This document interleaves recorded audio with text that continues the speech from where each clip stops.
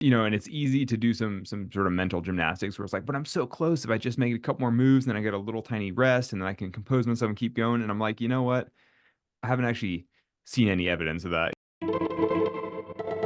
This is Climbing Gold.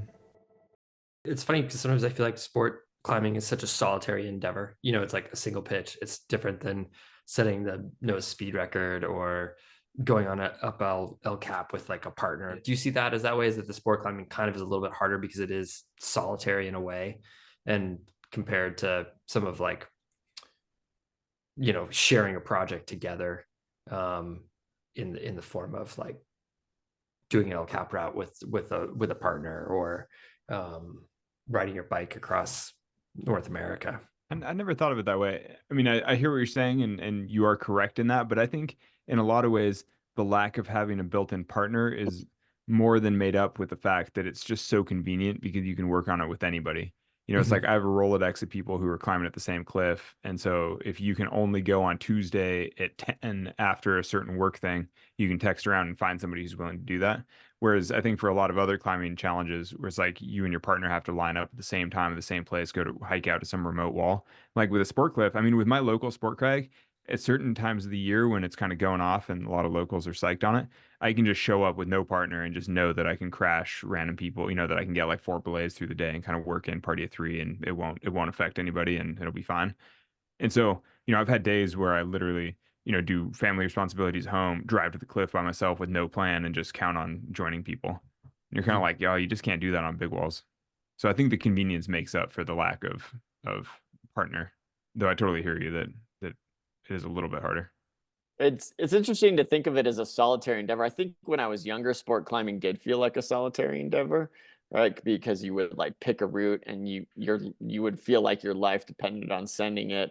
And if you didn't send it, you would go through an existential crisis, like it meant so much. And And because like it was your dad belaying you and it was just the two of you at the crag, you're sort of like, this just doesn't feel that, you're sort of like, oh geez, I'm letting down my dad. Like shit. totally. But like but like over Christmas this year, we all came to Vegas, right? We stayed with you, Alex, and I was sucking at climbing. I was sucking so badly. And but I would still end every day at the crag being like, man, I spent all day outside in a beautiful place with my best friends. Like this was an awesome day. And so the fact that I was trying to do something hard and get better was just kind of like icing. And so it didn't feel solitary at all. It felt like we're in it all together. That's cool. Do you guys have a text thread going? You're mentioning that you had We the do, but text. not that active. We have a text thread, but it's not we should do more legendary workouts in it. We should just start dumping, workout of the week in there.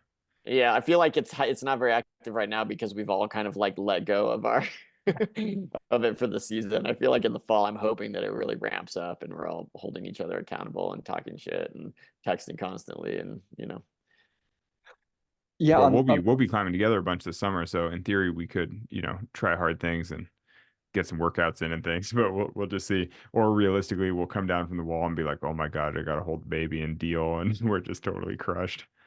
We'll Yeah, just we could also create like like secondary, like another tier to it, like first person to do two 14Zs or three 14Bs. yeah, like side betting with sports Yeah. wagers. It's Totally. like the spread, and yeah, like who does four 14As first? We have the whole pyramid going. I bet you someone Um, will listen to this and put that on FanDuel for you to go, bet on the side. Sports betting, that'd be awesome. because like honestly, Alex, you'd have a better chance of finding three 14Cs in your area than finding one 9A that suits your style completely. Like anyway, just a funny little Yeah, or I side could note, but probably do five 14Bs in some ways. Others, totally. it's hard to say because there are a bunch around. Yeah. Well, not actually a bunch, but enough. Yeah. Don't get distracted. Well, that's actually, I mean, so honestly, this has been over the years one of the big challenges of me climbing 9A is that realistically, I'm just as happy climbing a bunch of 8Cs because the thing is, I've always wanted to be a 9A climber, meaning a strong enough climber that I can show up and do hard routes. But if that meant climbing 14A or 14B in a couple goes, I'm almost happier with that because that means you can go to all these different cliffs and climb cool things wherever you go. I'm kind of like, because to me, the whole becoming a 9A climber just means becoming a stronger climber so that I can do more of the cool things that I like to do.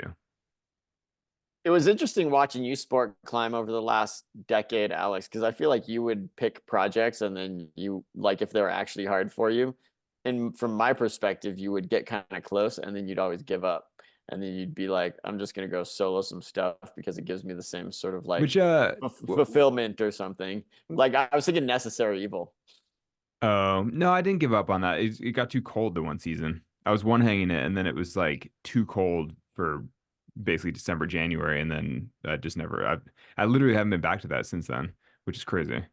Yeah, maybe it's a bit maybe it's a bit of a misimpression, but I always was like, man, you just like you don't thrive in sport climbing quite enough. So I was really surprised with this that you've probably been to Clearlight like I don't know 100 days working on your 9A, and I'm like, wow, you're really sticking with it.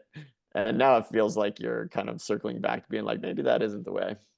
Well, this was kind of what happened to me the last time I was seriously working this project at the Clearlight was that I was really close. And then after, a month or two of being pretty close, it kind of sunk in that I was like, I don't actually think I'm that close. Because I mean, and this was part of the interview with Adam Onder, is that one hanging a 14D is a lot different than sending a 14D. And in this case, I'm basically climbing a 14B and then falling and then climbing a 13D or 14A to the top or something like that. I mean, I don't know how the grades break down exactly, but that's just really different than sending the whole thing at once. And I'm sort of, and it's easy to do some sort of mental gymnastics where it's like, but I'm so close. If I just make a couple more moves, then I get a little tiny rest, and then I can compose myself and keep going. And I'm like, you know what? I haven't actually seen any evidence of that. It's like I haven't actually gotten any further, not really any closer. It's not like I'm falling on the last move of the whole route. I'm still realistically falling in the middle. So I'm sort of like, and actually it's Sonnie. I mean, I think you're in kind of the same position because you've one hung your route in a place where it's like you're kind of climbing two different 14A routes, and you're like, that's really different than doing a 14D route. But 100%. I mean, we'll kind of see. We'll see. But that's why I was like, I just need things that I think are a little more appropriate for me right now.